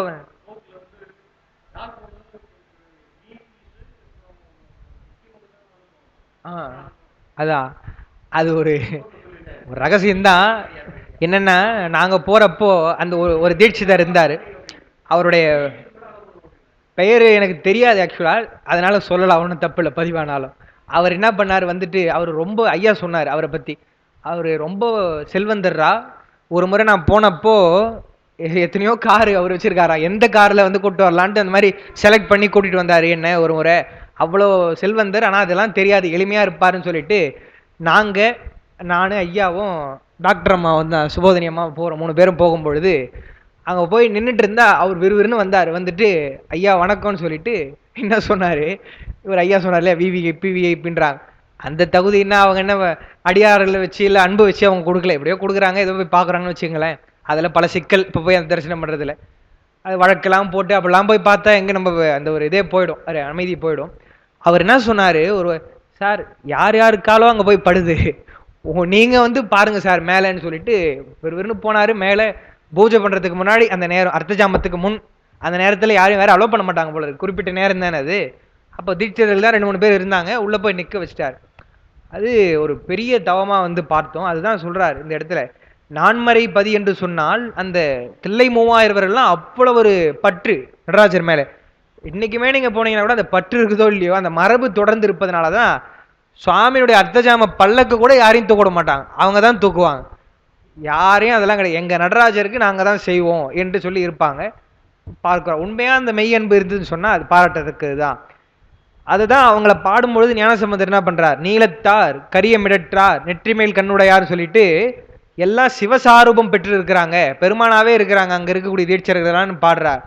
அடுத்து அருமையான பாட்டு கற்றாங்கெரி ஓம்பி பாடும் பொழுது அங்க இருக்கக்கூடியவர்கள் எல்லாம் விடாது வேள்வி செய்து பெருமானை வணங்கி பாவம் நீங்குமாறு இருக்கிறார்கள்னு சொல்றார். முதல்வனுடைய பாதத்தையே பற்றாக உடையவர்கள், அப்படி இருப்பவர்களுக்கு வினைகள் எல்லாம் பற்றாது என்று சொல்லி பாடுறார். அதுதான் நம்ம இப்ப பாடணும். ஆமா ஆமா ஆமா, ஆடினாய் நெருணையோடு பால் தேர்ல தான் 2வது 3வது பாட்டுலயோ என்னமோ இந்த நீலத்தாறு கரையை விடற்றா சொல்லுவார். அந்த ஆடினாய் நெருணையோடு பால் தேரில் என்ன சொல்லுவார், அடினாய் நெருணையோடு பால் தயிர் அந்தனர் பிரியாத சிற்றம்பலம்னா சொல்லிட்டு அந்தனர் பிரியாத சிற்றம்பலம்னு சொல்றார். முதல்ல எடுத்தோடனே சொல்றார். அது ஏன் சிறப்பா சொல்றாருன்னா, வேற ஊருக்கெல்லாம் போய் எல்லாம் பண்ணலாம், இப்போ ஏதோ ஒரு கும்பாபிஷேகம்னா போயிடலாம், நம்ம 4 நாள் தங்கிட்டு வரலான்னு இல்லாம அந்த உரைப்பு நடராஜரை நாங்க பார்க்கணும், தின தரிசனம் பண்ணணும் என்று உரைப்பு. அப்படி இருந்து தரிசனம் செய்து கூட அந்த பெருமானை வணங்கினால் உங்களுடைய தொல்வினை தீரும். அதுதான் அந்த பாட்டினுடைய குறிப்பு. பாட்டு என்ன, அந்தனர் பிரியாத சிற்றம்பலம் நாடினாய் இடமா நறுங்குன்றை நயந்தவனே பாடினாய் மறையோடு பல்கீதமும் பல்சடை பணிகால் கதிர் வெண்திங்கள் சூடினாய் அருளாய் சுருங்க எம தொல்வினையேன்னு சொல்றார். அவரே தொல்வினை தீர்தல் எளிதாமேன்னு பாடினவர் தில்லையில வந்து பெருமானே எனக்கு சஞ்சித வினை போகணும் என்று சொல்லி நமக்காக ஒரு பெருமானிடத்துல வேண்டுகிறார்னு பார்க்கிறோம். அவ்வளோ ஒரு சிறப்பான இடம். பெரியவர்களே ஒரு அச்சத்தோடு போறாங்க, எல்லையை மிதிக்கும் பொழுது அதை மதிச்சு வழிபடுறாங்க, நந்தவனத்தை வழிபடுறாங்கன்னு பார்க்கிறோம். அப்படின்னு சொன்னா சிதம்பரம் உயர்ந்த ஒரு தலம்னு பார்க்கிறோம். அந்த நான்மறைப்பதியை அவங்க பெரும்பாலும் இருந்து வேதங்கள் சொல்வதனால் அது நான்மறைப்பதி. நாளும் வணங்க கடல் வளங்கொள்வது போல் புடைசூடும் காட்சி மேவி மிகு சேட்சல ஓங்கும் தடமருங்கு. இது வந்து சேக்கிழாருடைய ஒரு அருமையான ஓமை. அது தற்குறிப்பேற்றம்னு சொல்லுவாங்க. அணி வந்து அடுத்த செமஸ்டர்ல எங்களுக்கு வரும், தண்டி அலங்காரம் வரும்.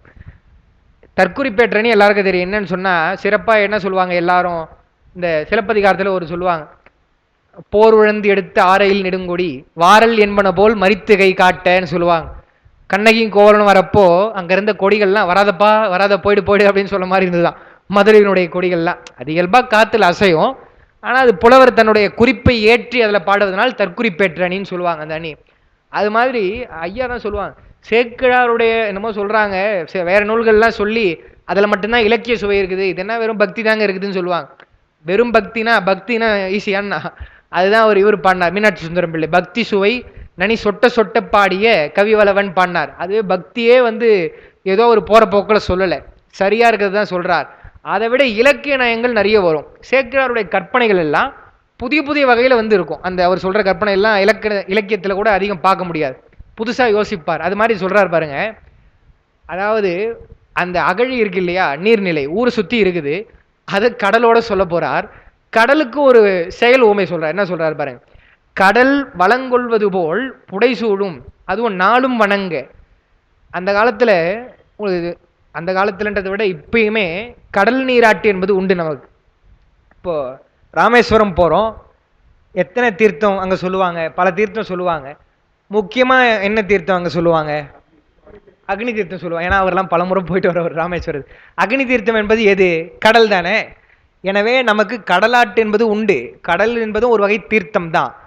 அதனால என்ன பண்ணுவாங்களா, தில்லைக்கு பக்கத்துல தானே அந்த கடல் இருக்குது இல்லையா, அதனால முக்கியமான விழாக்கள் காலத்துல பெருமானை அழைச்சிட்டு போய் அங்க அடியார்கள்லாம் போறாங்க இல்லையா, அந்த கடலாட்டுல கடல் அருகில போய் பெருமானை இது பண்ணுவாங்க.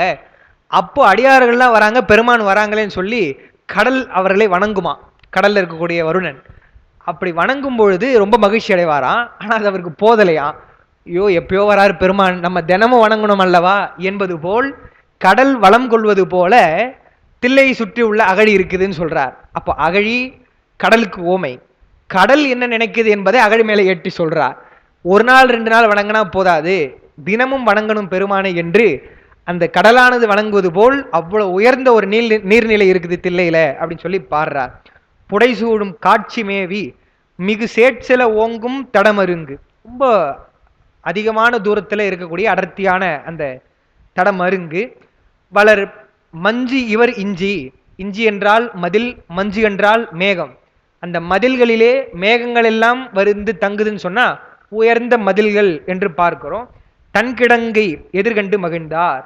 அங்க இருக்கக்கூடிய அந்த நீர்நிலையை பார்த்து சுந்தரமூர்த்தி சுவாமிகள் மகிழ்ச்சி அடைகிறார். நல்ல நீர்வளமுடையதா இருக்குது. இன்னொன்று பூசைக்கு பூ நீரும் சொன்ன இல்லையா, முதல்ல பூ சொல்லிட்டார், இப்போ நீர்வளம் மிக்கதா இருக்குது என்று சொல்லிட்டார். எந்த பிரச்சனையும் அவருக்கு கிடையாது, நல்லா பூசை செய்யலாம்னு பார்க்கிறோம். அதனால தான் அவங்க பூ வழிபடுறாங்க. மற்றபடி ஏதோ சும்மா செடி இந்த பக்கம் ஒரு கும்பிடு போட்டு போயிடுவோம் அப்படின்னு இல்லை. நோக்கம் என்பது பூசைக்கு உதவுவது. அதுதான் வள்ளுவர் கூட இதில் சொல்றார், வான் சிறப்பில் சொல்றார். மழை வரலன்னா என்னப்பா மழைதானேன்னு சொல்லுவேன், சிறப்பொடு போசனை செல்லாது வானம் வரக்கும் மேல் வானோர்க்கு ஈண்டுன்னு சொன்னா, அந்த சிறப்பு என்பது பரிமேலழகர் சிறப்பாக எழுதுறார். என்ன எழுதுறாருன்னா, நித்திய நைமித்தியகங்கள், ஒரு குற்றம் நடந்துச்சுன்னு சொன்னா கூட அதெல்லாம் குறை தீர்ப்பதற்காக சேர்த்து வச்சு நம்ம ஒரு சிறப்பு வழிபாடு செய்வோம். அந்த வழிபாடு கூட செய்வதற்கு உங்ககிட்ட நீர் இல்லைன்னா பண்ண முடியாதுன்னு சொல்லிட்டு தான் நல்ல உரை எழுதுறார் அந்த இடத்துல. அது மாதிரி நீர் வளம் முக்கியம், அது இருக்குதுன்னு சொல்றார். அது நாளும் வணங்க என்பது தற்குறி பெற்றணின்றது எழுதியிருக்கிறோம். மற்றதெல்லாம் நம்ம சொல்லிட்டோம். 96வது பாட்டு, மன்றுள் ஆடு மதுவின் நசையாலே. இதெல்லாம் பாருங்க, இந்த பாட்டு பாருங்க எவ்வளவு அருமையான ஒரு ஊமை அது. மன்றுள் ஆடு மதுவின் நசையாலே மறைச்சுரும்பு அரை புறத்தின் மருங்கே குன்று போலும் மாமதில் சூடும் குண்டகள் கமல உண்டலர் கைதை. இது வண்டலர் கைதை. துன்று நீரு புனை மேனியவாகி தூய நீரு புனை தொண்டர்கள் என்ன சென்று சென்று முரல்கின்றன கண்டு சிந்தை அன்போடு திளைத்து எதிர் சென்றார். சுந்தரருக்கு ஒரு காட்சி பார்த்த உடனே ரொம்ப மகிழ்ச்சியா இருக்குதான். என்ன அது மகிழ்ச்சியான காட்சி என்று சொன்னால், மன்றுளே ஆடுறாரு இல்லையா அந்த பெருமான், ஞானசம்பந்தர் சொல்லும் மாதிரி, தேனினும் இனியரு பாலன நிற்றரு தீங்கரும்பு அணையர் தம் திருவடி தொழுவார் ஊன் நயந்து உருக ஓகைகள் தருவார்னு சொன்னார். எவ்வளோ கஷ்டம் இருந்தாலும் பெருமான் அவர் நினைப்பவர்களுக்கு இன்பம் தருகிறான். அதுதான் நான் அடிக்கடி சொல்றது. அப்பரை விடையா ஒரு கஷ்டம், நீற்றறையில் இருக்கும்போது கூட அவர் பாடுறாரு, மாசில் வினையும் மாலை மதியம்னு அவங்க கிட்ட பதில் சொல்றார். அங்க பாடலை, வெளியில பதில் சொல்றார். என்ன அவருக்குன்னா, பெருமானுடைய திருவடி நிழல் குளிர்ச்சியா இருந்ததுன்னு பாடுறார். சார் அது விஷத்தை கொடுக்குறாங்க சார். என்ன சொல்றாரு, ஐயோ சாப்பிட மாட்டேன்ப்பா அப்படிலாம் சொல்றாரா, தாராளமா கொடுங்கப்பான்றார். நஞ்சு அமுதாக்கு வித்தார் நனிபள்ளி அடிகளாரேன்றார். எனக்கு நஞ்சா இருக்கலாம்ப்பா, நீ கொடுத்தது நஞ்சா இருக்கலாம், பெருமான் அதை அமுதமாக்கிடுவான்னு சொல்றாரு இல்லையா. அதுதான் சொல்றார். அப்படிப்பட்டவன் யார் என்று சொன்னால் மது. மது என்றால் தேன். தேனாக இருந்து இனிக்கிறவன் எங்களுக்கு பெருமான். அதான் அப்பர் பாடினார். உங்களுக்கு பெரிய இன்பமாக நினைப்பது எதுன்னு சொன்னா, இந்த நாவினுடைய சுவை, உணவு வகைகள். இன்னொன்று போனால் சிற்றின்பமாக பெண்களிடத்தில் இன்பம் தான். அது பேரே சிற்றின்பம் சொல்லிட்டோம். அது சிறிய இன்பம் தான் சொல்றோம். எல்லாமே சிற்றின்பம் தான் பெருமானுடைய நிலை பார்க்கும் பொழுது. அதான் அவர் சொன்னார், கனியினும் கட்டிப்பட்ட கரும்பினும் பனிமலர் குழல் பாவை நல்லாரினும். இன்னொன்று சொன்னார், எல்லாத்தை விட ஒரு மோகம் என்னன்னா பதவி மோகம். செல்வம் இருந்தா போதும் நினைப்போம். தனிமுடி கவித்து ஆளும் அரசினும் இனியன் தன்னடைந்தார்க்கு இடைமருதனேன்னு பாடினார். அது என்ன ஒரு குறிப்புன்னு சொன்னா, எல்லாருக்கும் இனியன் கிடையாது, தன்னடைந்தார்க்கு தான் இனியன். அதான் ஞானசம்பந்தரும் பாடுறார், தன்னடைந்தார்க்கு இன்பங்கள் தருவானை தத்துவானைன்னு பாடுறாரு இல்லையா. அவர்களுக்கு தான் சலமிலன் சங்கர். அருமையான, அது சித்தாந்தத்தோட ஒரு விவாதமாகவே வரும். அது நம்ம சலமிலன் சங்கரன் சார்ந்தவர்கல்லால் நலமிலன் நாள்தோறும் நல்குவான் நலன் அப்படின்னு பார்க்கிறோம். அது பெருமான் ஒரு வரையறை வச்சிருக்கிறார் இல்லையா, அவரை சார்ந்திருப்பவர்களுக்கு இன்பம் தருகிறார். அது இன்னொரு வேடிக்கையாகவும் பாடினார் அப்பர் பெருமான். சில பேர் இருக்கிறாங்களா, இப்போ சில பேர் என்ன பண்ணுவாங்க, எழுந்துக்கும் போதே பெருமானை நினைச்சு பெருமானே என்று எழுந்துப்பாங்க, எழுந்து விபூதியெல்லாம் பூசிப்பாங்க. அதையும் அவர் பாடுறார். விடிவதுமே வெண்ணீற்றை மெயில் பூசினும் பாடுறார். சில பேர் என்ன பண்ணுவாங்களா, எழுந்துக்கும் போதே ஐயோ பெருமான் இப்படி நம்மளை படைச்சிட்டானே, இவ்வளோ கஷ்டம் கொடுத்துருக்கானே என்று சொல்லி இந்த கடவுள் இருக்கிறானேன்னு புலம்பிட்டே எழுந்திருப்பானா. அதுதான் ரெண்டு பத்தியும் அவர் கேர் பண்ணிக்கவே மாட்டாராம். ஜாலியாக டான்ஸ் ஆடிட்டு இருப்பாரு, நடனம் ஆடுவார் என்பதற்காக அவர் சொல்றார். என்ன சொல்றார், கரைந்து கைதொழுவாரையும் காதலன். அவரிடத்துல ரொம்ப அன்பு கொண்டு வணங்குறீங்கன்னு சொன்னா அவரும் உங்களை விரும்புவாராம், காதலனா இருப்பார். சரி, அடுத்து என்ன சொன்னார், வரைந்து வைதெழுவாரையும் வாடலன். எழுந்துக்கும் போதே இவர் திட்டிக்கிட்டே எழுந்தினா கூட அதை பத்தி நான் கவலைப்பட மாட்டேன்வா என்று சொல்லி கவலைப்பட மாட்டேன், வாடலன் என்று சொல்லி பெருமான் இருக்கிறான்னு சொல்றா. அவருக்கு என்ன சிரிச்சுப்பார் அவர், என்னையா நீ புரிஞ்சிக்க மாட்டேன்றியே என்று சொல்லி இருப்பார். அது பக்குவம் வந்தாதான் அவங்களுக்கு புரியணும் பார்க்கிறோம். எனவே அவர் மன்றுளாடும் மது, பெருமான் இன்பப் பொருளாக இருக்கிறான்னு பார்க்கிறோம்.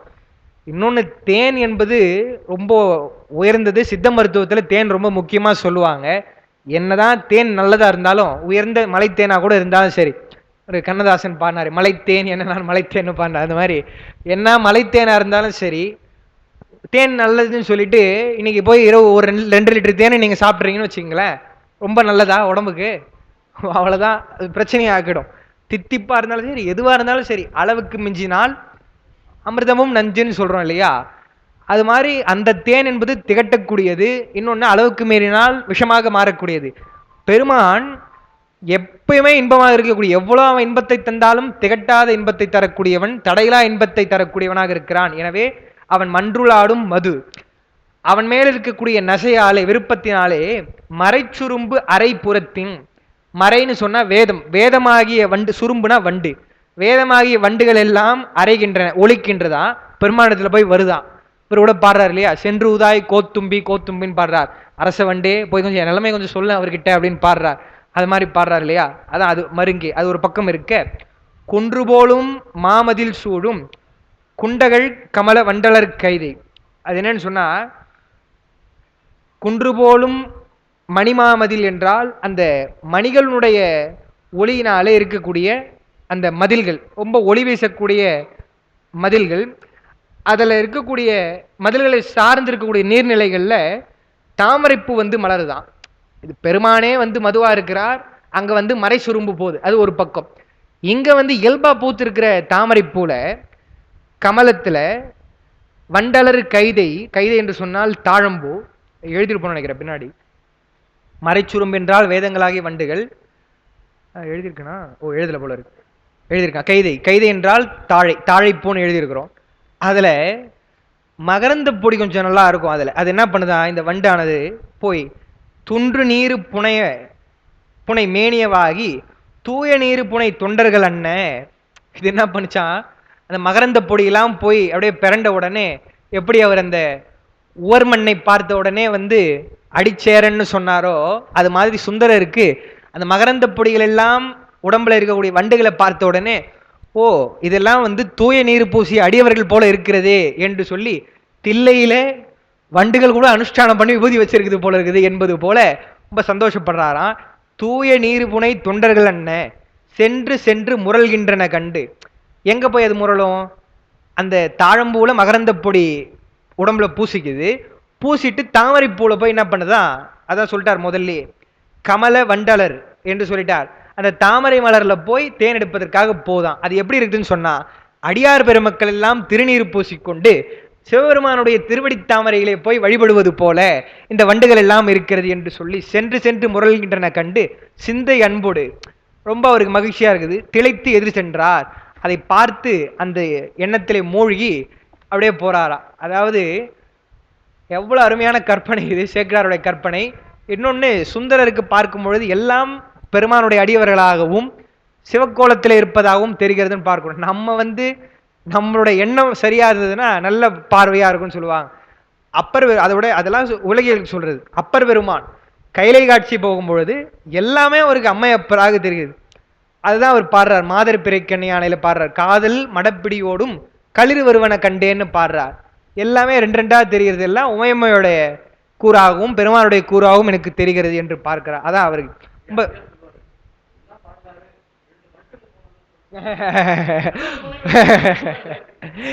அது ஒன்னா போனோம் இல்லையா, ஒன்னா போனது.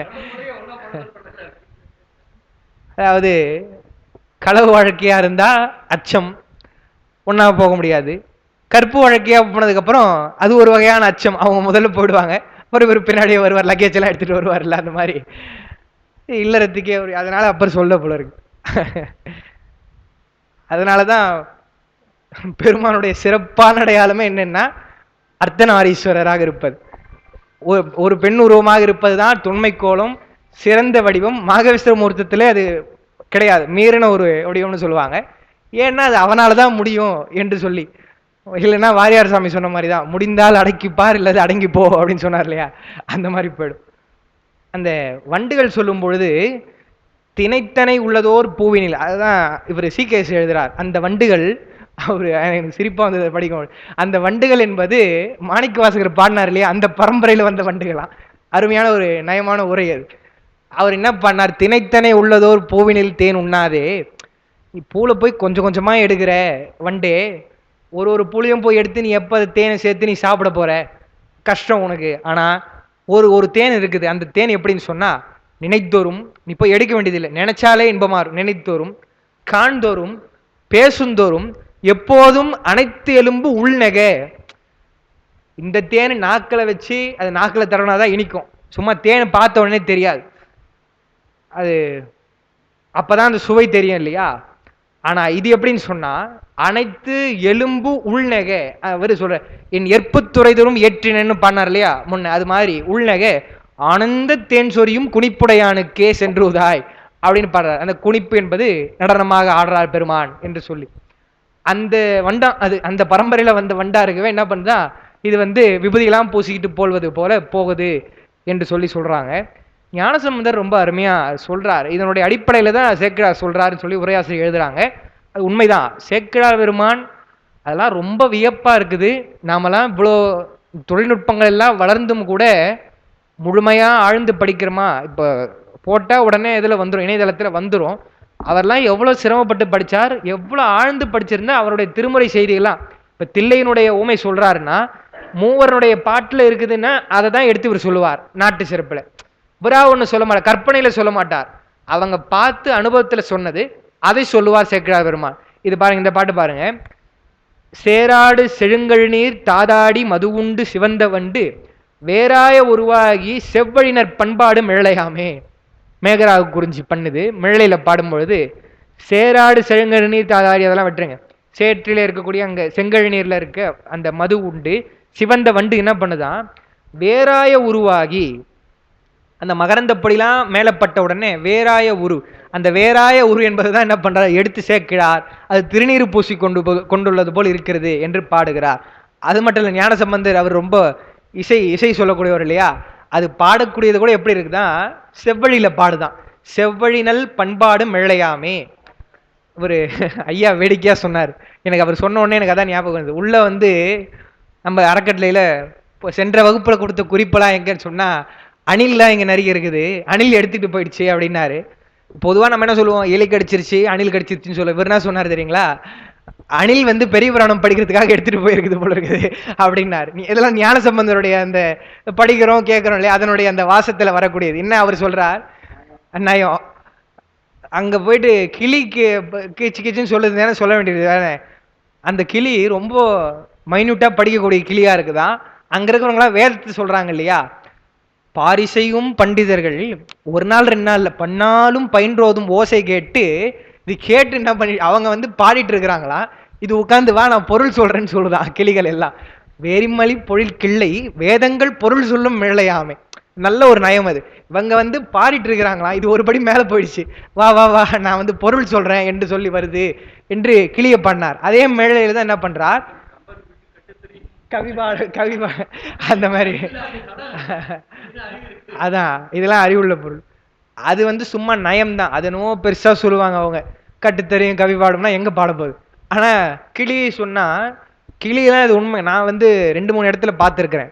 முக்கியமா மேலை, இன்னொன்று நம்ம திருவாரூர்ல கூட காலை நேரத்துல போனீங்கன்னா, திருவாரூர் பெருமான் மேல ஒரு பித்து பிடித்தவர்னே சொல்லலாம். ஒரு அன்பர் ஒருத்தவங்க இருக்கிறாங்க எங்களுக்கு தெரிஞ்சவங்க, மலேசியா. அவங்க வாணி, அவங்க தான் சொல்லுவாங்க. ஒரு நாள் என்ன பண்ணிட்டாங்க, அவங்களோட போயிட்டு வந்தோம். இன்னொரு முறை அவங்க தனியா போனாங்க. காலையில ஒரு வீடியோ எடுத்து அமைச்சிட்டு, ஐயா கிளி பேசுதுங்கய்யா, பாட்டு பாடுதுங்கய்யா, அது கூட ஆரூரான்னு சொல்ற மாதிரி இருக்குதுன்னா சொல்லும் தான். திருவாரூர்ல இருக்க, ஏன்னா அவங்க எவ்வளவு அந்த தேரப்ப பார்த்தா தெரியும். நான் அது இன்னும் தரிசனம் பண்ணதில்லை. பொதுவாகவே திருவாரூர் ஒரு அருமையான தலம். அரூரா தியாகேசனா சொல்ல இயல்புடையது தானே கிளி. பேசுகிற கிளி நம்ம பழக்கத்தினால பேசணும்னு பார்க்கிறோம். அது மாதிரி அங்க சொல்லுதுன்னா, வேதங்கள் பல காலம் சொன்னதுனால இது உபன்யாசம் பண்றேன்னு சொல்லி உட்கார்ந்துக்குதுன்னு பாடுறார். அதே தான் வண்டுக்கு சொல்றார். சொல்லும் பொழுது இது என்ன பண்ணுது, தவக்கோலத்துல, அதான் வேறு கோலம்லாம் இல்லாம தவக்கோலத்துல இருந்து செவ்வழினல் பண்பாடுகிறது, செவ்வழி பண்பாடுது மேழையில அப்படின்னு சொல்றா. அவ்வளோ சிறப்புடைய மேழை சொல்றா. அது மாதிரி தில்லையில இருக்குதுன்னு சொல்றார். 2 சொல்லிட்டா. ஒன்று பெருமானாகிய அந்த தேனினை நோக்கி மறைகளாகிய சுரும்பு வண்டு போகுது. இன்னொன்று தில்லையில இயற்கையாக அந்த காட்சி சிவக்கோலத்தில் இருக்குது என்று 2 விதமாக சொன்னார். 97வது பாடல். பார்விளங்க வளர் நான்மறை நாதம் பயின்ற பண்பு மிக வெண்கொடியோடும் சீர்விளங்கு மணி நாவொலியாலும் திசைகள் 4 எதிர் புலப்படலாலும் தார் விலங்கு வரை மார்பின் அயன் பொற்சதுர்முகங்கள் என வாயின தில்லை ஊர் விலங்கு திருவாயில்கள் நான்கின் உத்தர திசை வாயில் முன் எய்தி என்று பாடுகிறார்.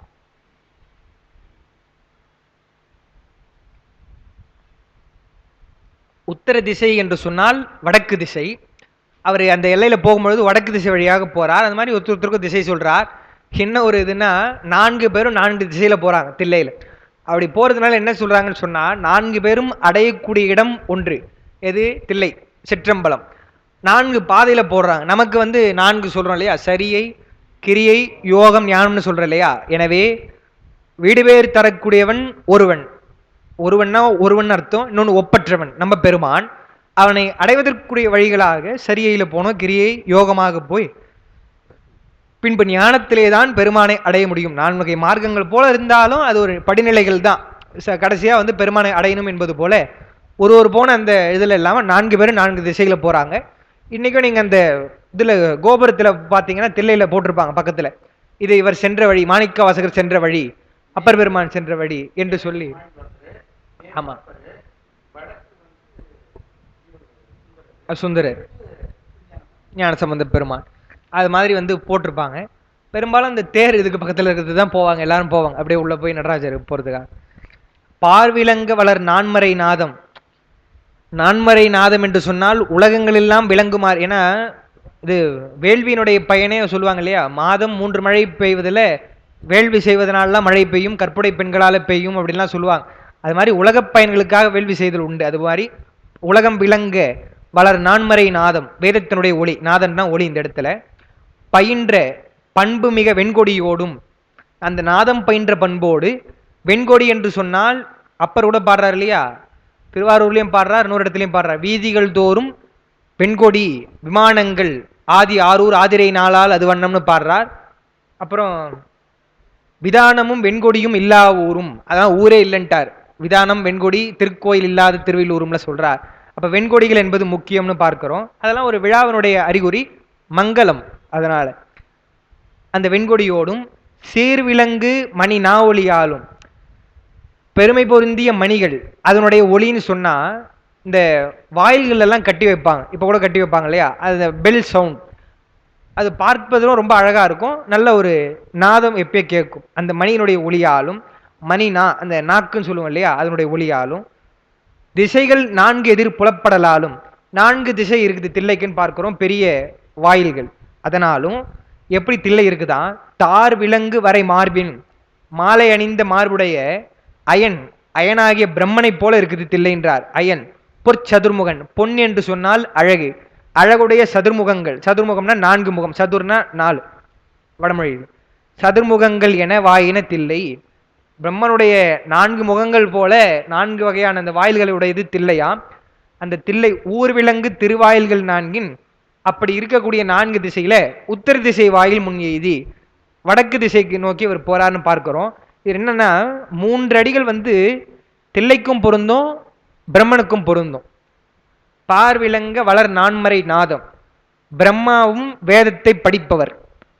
படிப்பவர்னா அவர் படிச்சு முடிச்சுட்டு சொல்றவர், இன்னொன்னு தானே படிப்பவர்னு பார்க்குறோம். அதனால கையில வேதத்தை வச்சுட்டு இருக்கிறார். அப்படி படிக்கிறதுனால தான் அவருக்கு முருகப்பெருமான் கேட்கும் பொழுது டக்குன்னு அவரால் சொல்ல முடியல. என்ன சொல்றார்? பிரணவத்தினுடைய பொருள் என்று கேட்டால் நானும் ஒரு பொருளா இருக்கிறேன் அதுக்கு என்று சொல்லி சொல்றார். அப்படியா என்று சொல்லிதான் மண்ட வேலையை கொட்டி இப்போ சிறையில் ஏறின்னு சொல்றார் முருகப்பெருமான்னு பார்க்கிறோம். அந்த அந்த செய்தி கூட வரும்னு நினைக்கிறேன். அந்த சமஷ்டி வேஷ்டி பிரணவத்துக்காக வரும். அது பிரம்மனுடைய செய்தி, அது பொருந்ததுங்களா? முதல்ல அடுத்து பயின்ற பண்பு மிக வெண்கொடியோடும் சீர்விலங்கு மணி நா ஒளியாலும். வெண்கொடி என்று சொன்னால் வெண்மையாக இருக்கு, அவங்க உட்கார்ந்துட்டு இருக்கதே வெண்தாமரை. யாரு? கலைமகள் சரஸ்வதி தேவி. வெண்கொடி என்று சொன்னால் சரஸ்வதி. சரஸ்வதி தேவி அவருடைய நாவிலே இன்றும் இருக்கிறார். நாமளே சொல்லுவோம் உங்களுடைய நாவிலே சரஸ்வதி கடாட்சம் இருக்கட்டும்னு சொல்லுவாங்க இல்லையா?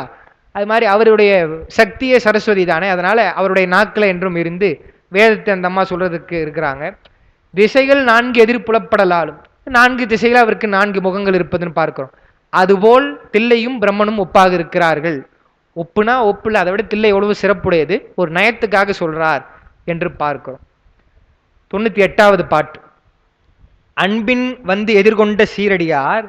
அடியாருடைய இலக்கணத்தை சொல்றாரு பாருங்க. இப்படிதான் ஞாவுக்கரசர் ஞானசம்பந்த பெருமாளுடைய அந்த வணக்கங்கள்லாம் கூட இருக்கும். அது நான் அது மேற்கோள் காட்டல, நேரம் இல்லாதனால நான் அவசர அவசரமா எழுதினேன் நான், அதனால அதை நான் எழுதல. அன்பின் வந்து எதிர்கொண்ட சீரடியார் அவர்களோ நம்பி ஆரூரர் தாமோ முன்பு இறைஞ்சினர் யாவர் என்று அறியா முறைமையால் எதிர் வணங்கி மகிழ்ந்து. அதாவது சுந்தரர் வராருன்னு சொன்னா அவர் தானே வந்து இப்போ சிறப்பு விருந்தினர் போல வராரு இல்லையா, பெருமானுடைய அருள் பெற்றவர். அவர் இன்னும் பரிசனங்கள்லாம் சூழ வருவார். அவர் சாதாரண ராஜா விட்டு பிள்ளை சுந்தரர். அவர் வரும்பொழுது இவங்க ரிசீவ் பண்றாங்கன்னா அவங்க தானே வணங்குறாங்க. சரி நம்மள வணங்கட்டுமே என்று சொல்லி நல்லா இருங்கப்பான்னு கை காட்டல. அவர் முதல்ல வணங்கினாங்களா இல்ல சுந்தரர் முதல்ல வணங்கினாரான்னு தெரியலையா, ரெண்டு பேரும் மாறி மாறி வணங்குகிறார்கள். அவ்வளவு பணிவுடையவராக இருக்கிறார்கள் என்று பார்க்கிறோம்.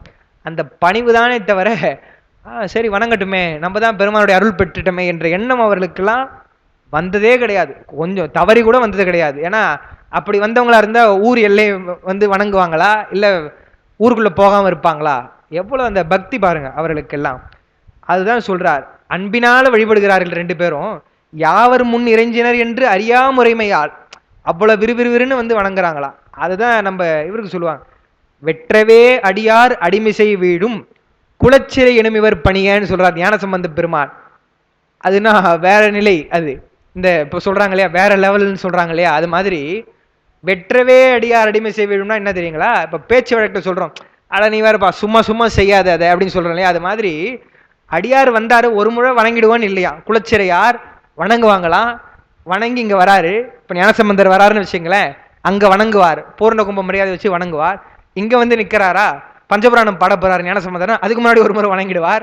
இங்க வந்து இங்க நிக்க போறார், மறுபடியும் வணங்குவார். அப்படி வணங்கி கொண்டே இருப்பாரே தவிர அவர்கிட்ட வணங்கிட்டோம் சரி ஆசீர்வாதம் வாங்கிட்டோம் என்று இல்லாமல் வெற்றவே மறுபடியும் மறுபடியும் மறுபடியும் விழுவார், அடிக்கடி விழுவார். அடிமை செய்ய வீடும் அந்த குலச்சிறை என்று சொல்லி அவரை பாடுறார். அவ்வளவு பக்தி அவங்க ரெண்டு பேருக்கு இருக்கவே தான் எடுத்த உடனே பாடுறார். மங்கையர்க்கரசி வளவர்கோன் பாவைன்னு ஒரு பாட்டுல மங்கையர்க்கரசியும் ஒரு பாட்டுல குலச்சிறையாரும் வைத்து பாடுகிறாருன்னா அவ்வளவு பக்தி அவர்களுக்கு, அந்த பணிதல். நீங்க சொல்லுங்க, ஒரு சாதாரண ஒரு பதவியில் இருப்பவர்களுக்கே எவ்வளவு அந்த பதவினால் மோகம் இருக்கும் இல்லையா, நாம் ஒரு பதவியில் இருக்கிறோம் நம்ம வணங்கணுமான்னு. சாதாரண ஒரு சிற்றரசர் இல்ல, பாண்டிய நாட்டினுடைய அமைச்சர் குலச்சிறையார், அவர் விழறாருன்னு சொன்னா எவ்வளவு பெரிய விஷயம். இன்னொரு நிகழ்ச்சியான விஷயம் என்னன்னா, ஞானசம்பந்தர் வரபொழுது அந்த இடம் சென்ற காலத்தின் பழுதிலா திறமும் பாடுறார் இல்லையா சேக்கிழார், ஒரு முறை வணங்கிறார் ஞானசம்பந்த பெருமான், எழுந்துருங்கப்பா அப்படின்னு ஆசீர்வாதம் பண்றார். எழுந்த உடனே மறுபடியும் தலைமையில கைக்கு போய் மறுபடியும் வணங்குறாராம். ஐயோ இப்பதானே விழுந்த மறுபடியும் வணங்குறேன்னு சொல்லும் பொழுது அந்த இடம் பாருங்க ரொம்ப நிகழ்ச்சியான இடம். அதுதான் நான் ஒரு முறை ஒரே ஒரு முறை தான் கம்பன் கழகத்தில் பேசியிருக்கேன். இது பேசிதான் பரிசு வந்தது, பெரிய புராணம் பேசிதான் அங்க போய் கம்பன் கழகத்தில் பேசினேன். என்னன்னா, இந்த வணக்கம் என்னுடைய வணக்கம், மங்கையர்க்கரசியார் எல்லையிலே என்னுடைய வணக்கத்தையும் சொல்லுன்னு சொன்னாங்க. அது சொல்லியிருக்கலாம் இல்லையா, மகாராணி சொன்னாங்க ஐயா உங்களுக்கு வணக்கம் சொன்னேன்னு சொன்னாங்கன்னு சொல்லலாம்ல. அவர்கள் வந்தா எப்படி பண்ணுவாங்களோ அது வணங்குறார், இது அவர்களுக்கான வணக்கம் என்று மறுபடியும் வணங்குகிறார் பார்க்கும். அதான் அடியாருடைய இலக்கணம். அதான் இப்ப சொல்றார், யார் முன்பு இறைஞ்சினர் என்று அறியாமே வணங்கி மகிழ்ந்து பின்பு கும்பிடும் விருப்பின் நிறைந்து பெருமானை வணங்க வேண்டும் என்ற அந்த விருப்பத்தினாலே பெருகு நாவநகரார், திருநாவலூரில் இருக்கக்கூடிய பெருமான் நாவநகரார் பெருமானும் பொன்பிறங்கு மணிமாளிகை நீடும் பொறுவிறந்து திருவீதி புகுந்தார். பொறுவிருந்த திருவீதின்னு சொன்னா ஒப்பற்ற வீதி, ஒப்புவமை இல்லாத வீதியின் பொருள். என்னன்னு சொன்னா இது சாதாரண மக்கள் போற வீதி இல்லை, தேவர்களே இங்க வந்து போகக்கூடிய தேவர்கணங்கள் எல்லாம் போகக்கூடிய திருவீதின்னு சொல்லுவாங்க. அது குறிப்பு பாருங்க, இவ்வணக்கமே சீரடியார்களுக்கு இலக்கணமாக அறியப்படுகிறது. அவரே சொல்றார் சேக்கிடார், எல்லா அடியார்களும் அப்படி பார்க்க மாட்டாங்க. அவர் வணங்கட்டுமே இல்லை நான் வணங்கட்டுமேன்னு என்ன இருந்தா அவங்களாம் புதுசா ஏதோ வந்திருக்கிறாங்க, அவங்களுக்கெல்லாம் மரபு தெரியலன்னு அர்த்தம். சீரடியார் சிறந்த அடியார்கள் எல்லாம் என்ன பண்ணுவாங்கன்னா இப்படிதான் வணங்குவாங்க, யார் முதல்ல வணங்குனாங்கன்னு தெரியாது அப்படி வணங்குவாங்கன்னு சொல்றார். இந்த சீரடியார் பத்தி நிறைய சொல்லுவார், நம்ம திருவாசகத்துல சொல்லுவார். அதெல்லாம் நம்ம பாப்ப திருவம்பாவையில் கூட வந்து ஒரு புத்தடியும் புண்மை தீர்த்து ஆட்கொண்டால் பொல்லாதோன்னு சொல்லுவார். சீரடியார்கள்லாம் இருக்கிறாங்கன்னு சொல்லுவார். அந்த சீரடியார் பொறுவிருந்த என்றால் ஒப்பற்ற.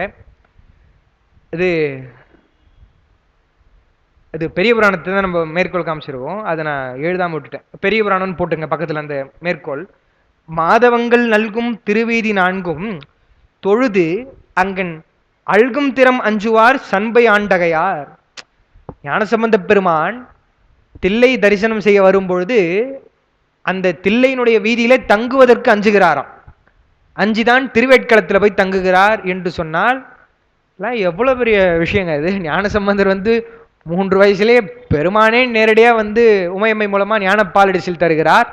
அவர் தில்லை வீதியிலே தங்குவதற்கு அவருடைய அன்பை, அங்க இருக்கக்கூடியவருடைய அன்பை பார்த்து அஞ்சி திருவேட்களத்தில் போய் தங்குறாருன்னு சொன்னா அந்த வீதி எவ்வளவு சிறப்புடைய வீதின்றதை பார்க்கணும். தூய பொன் மேனியினால் அவற்றில் அப்பர் பெருமான் புரண்டு, இது அப்பர் பெருமான் அப்பதான் அந்த அன்னம்பாளைக்கும் பண்ணது நம்ம சொன்னோம் இல்லையா, சும்மா சொன்ன உணவு இடைவேளை அப்போ அதுக்கு தான் சொல்லுவாங்க அன்னம்பாளைக்கும் தில்லை சிற்றம்பலம் சாப்பிட்ற போது பாடாதீங்க அடியார் பெருமக்களான்னு சொல்லுவோம். பல முறை சொல்லி சில பேர் மாற்றிருக்கிறாங்க. சில பேர் என்ன சொன்னாலும் நாங்கள் மரபு பற்றி பாடுவாங்க. அப்படிதான் சொல்லணும், கேட்க மாட்டாங்கன்னு சொல்லக்கூடாது. அன்னம்பாளைக்கும் தில்லை சிற்றம்பலம் ஒரு உருக்கமான பாட்டு. அப்பர் அந்த திருவீதியை நாம் மிதித்து வலம் வந்தால் போதாது, அங்க பிரதர்ஷனமாக வர வேண்டும் என்றுதான். கோயிலுக்குள்ள இல்லைங்க, தில்லை வீதி, அந்த மாட வீதின்னு சொல்றோம் பாருங்க இன்னைக்கு நம்ம, அந்த வீதியை எவ்வளவு பெரிய வீதி அது அங்க பிரதர்ஷனமாக வருகிறார் அப்பர் பெருமான். அப்பதான் என்ன பண்றார், இந்த சிற்றம்பலம் அன்னம்பாளிக்கும் தில்லை சிற்றம்பலம் வீடு பேற்றை தரக்கூடிய, சோறுனா வீடு பேருன்னு அர்த்தம் நமக்கு.